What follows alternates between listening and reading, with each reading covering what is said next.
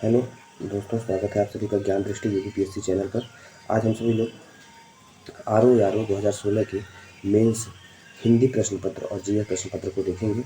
हिंदी प्रश्न पत्र में मेंस में 30 प्रश्न आते हैं जो 2-2 नंबर के होते हैं, माइनस मार्किंग के साथ में होते हैं। तो हम लोग ज़्यादा देर में करते हुए प्रश्नों पर आते हैं। इसमें जो प्रश्न होता है सेम प्रारंभिक परीक्षा के जैसे ही होता है, बट एक टॉपिक जो पर्यायवाची से संबंधित टॉपिक है वो छोड़ दिया जाता है। शेष 5 टॉपिक वही रहते हैं जो कि प्री में रहते हैं। ठीक है, तो हम लोग आगे बढ़ते हैं। निम्नलिखित में से कौन सा शब्द विशेषण है? तो चमकीला। चमकीला क्या है? विशेषण है। जबकि धर्म, जाति और धन ये सब क्या है? विशेष्य है। विशेष्य और विशेषण की दृष्टि से कौन सा युग्म अशुद्ध है? ठीक है, तो कौन सा युग्म अशुद्ध है? उसमें गुरु और शिष्य। गुरु शिष्य जो है विलोम है, जबकि दृष्टि का दृष्टिवंत विशेष्य और विशेषण है।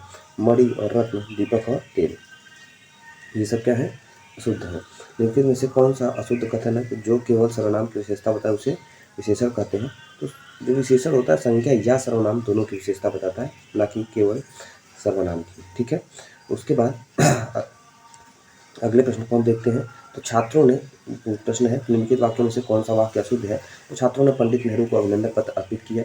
ठीक है, बिल्कुल सही है। वासुदेव नंदन की आप बुक उठाएंगे तो उसमें हूबहू यही दिया हुआ है। फिर महादेवी ने सरस्वती को श्रद्धा सुमन अर्पित किया। रानी ने बुद्ध को अहिंसा भाव अर्पित किया। जो अर्पित शब्द है अपने से बड़ों के लिए, जो हमसे बड़े होते हैं, जो आदरणीय होते हैं, उनके लिए यूज किया जाता है। जबकि आगे दिया है छात्रों ने पंडित नेहरू को अभिनंदन पत्र प्रदान किया। और जो प्रदान शब्द होता है छोटों के लिए होता है, जो हमसे अधीनस्थ होते हैं उनके लिए जब कोई चीज़ दी जाती है तो उसे प्रदान करना होता है। तो छात्रों ने पंडित नेहरू को किया, तो छात्र छोटे हैं और पंडित नेहरू बड़े हैं, इसलिए उनको अर्पित किया जाना चाहिए था, ना कि प्रदान किया जाना चाहिए था। ठीक, इनमें से कौन सी वर्तनी शुद्ध है? तो शुद्ध वर्तनी जो है वो भास्कर नहीं है। भास्कर आप देखेंगे वासुदेव नंदन में हूबहू लिखा हुआ है भास्कर। फिर ये होता है बादाम, और ये हिस्र सही है। ये रुपया, रुपये छोटाओं की मात्रा होता है। क्या होता है?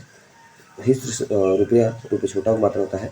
वाक्य कौन सा सही है? हिस्र, हिंस्र सही है। वाक्य कौन सा सही है? हिंस्र सही है। ये वासुदेव नंदन की बुक उठाएंगे आप, तो वासुदेव नंदन की बुक में ये जो अनेक शब्द अर्थ दिए हुए हैं, एक शब्द के अनेक अर्थ जो दिए हुए हैं उसमें ये हूबहू दिया हुआ है। फिर अगले प्रश्न को देखते हैं। निम्नलिखित में से कौन सा एक वाक्य अशुद्ध है? तो तूफान में सैकड़ों लोग मर गए। तूफान में सैकड़ों लोग मर गए। दूसरा आदमी कौन था? ठीक है, डॉक्टर ने अस्पताल का निरीक्षण किया। सड़क के दोनों ओर आलीशान इमारतें हैं। ठीक है, इसमें जो सही होगा, जो इमारतें दिया हुआ है इस पर बिंदी नहीं दिया हुआ। ठीक, इमारतें, इमारतें, आप एनसीईआरटी की कोई भी बुक उठाएंगे तो जहाँ भी इमारतें लिखा होगा वो बहुवचन में आएगा और उसके ऊपर बिंदी आएगी। उसके बाद जो तुरंत कोई युक्त सोच ले उसे कहते हैं प्रत्युत्पन्नमति। ठीक है, दूर तक देखने वाला दूरदर्शी, दार्शनिक जो दर्शन के पक्ष में किसी भी विषय के विषय में गहन विश्लेषण करता है वो दार्शनिक जो सब कुछ जानता है क्या है? सर्वज्ञ है। ठीक है, फिर अगले प्रश्न की तरफ हम बढ़ते हैं। अगला प्रश्न क्या कह रहा है कि वह समारोह जिसमें गुरुकुल के स्नातकों को विद्या अध्ययन कर लेने के उपरांत विदाई दी जाती है, तो इसके लिए वाक्यांश क्या है? समावर्तन है। क्या है? समावर्तन है। विलोम शब्द की दृष्टि से कौन सा युग्म सही है? तो अनृत और ऋत। अनृत का ऋत होता है, तांडव का मांडव नहीं होता है, तांडव का लाघव होगा। ठीक है, मुक्त का विमुक्त, मुक्त और विमुक्त दोनों सेम शब्द है। मुक्त का ग्रस्त हो जाएगा, विभावना का सद्भावना नहीं होगा। ठीक है, इसमें शब्द से कौन सा सही है? नृत्य का अनृत सही है। निम्नलिखित विलोम शब्दों में से कौन सा युग्म सही है? तो अनंत का असम असीम नहीं होता है, असीम का शांत होता है। ठीक है, कुशल का अकुशल सही है, धर्म का अधर्म सही है, जड़ का चेतन सही है। विलोम शब्दों की दृष्टि से कौन सा युग्म सही है? तो संयुक्त का वियुक्त होता है, विराग का चिराग नहीं होता है, सरस का अरस नहीं होता है, अर्वाचीन का समीचीन नहीं होता है। ठीक है, जो तुरंत कोई युक्त सोच ले उसे प्रत्युत्पन्नमति कहते हैं। या कमीज उजली है में कमीज क्या है? कमीज विशेष्य है। फिर जिसके हृदय में ममता ना हो उसके लिए निर्लोम है। भक्त का तद्भव क्या होगा? भगत होगा। निम्नलिखित में से कौन सा शब्द तद्भव है? तो तद्भव है पसीना। पसीना का होता है प्रस्वेद। पसीना का तत्सम क्या होता है? प्रस्वेद होता है। फिर हम लोग आगे बढ़ते हैं अगले प्रश्न की तरफ, और अगला प्रश्न हम लोगों का कह रहा है कि इनमें से तत्सम और कौन सा युग्म तत्सम तद्भव का अशुद्ध है? तो उपाध्याय का ओझा होता है। श्रेष्ठ का सेठ, श्रेष्ठ का सेठ नहीं होता है। अग्निष्ठ का अंगीठा होता है। आर्द्रक का आर्द्रक, अदरक का आर्द्रक होता है। ठीक है। तो अशुद्ध युग्म कौन सा है? अंगीष्ठी का है, अंके बुक में श्रेष्ठ कोई मिला था, तो जो भी आप लोग देख लीजिएगा। बाजार में बहुत से घोड़े आए हैं, इस वाक्य में विशेषण की दृष्टि से बहुत शब्द है, अनिश्चित परिमाण बोझक है, ठीक है, अनिश्चित है। भरत सरीखा भाई मिलना मुश्किल है, सरीखा इस वाक्य में क्या है? गुरुवाचक विशेषण होगा, ठीक है। इसको आप लोग किसी और बुक में भी देख लीजिएगा। निम्नलिखित में से कौन सा शब्द वर्तनी की दृष्टि से शुद्ध है?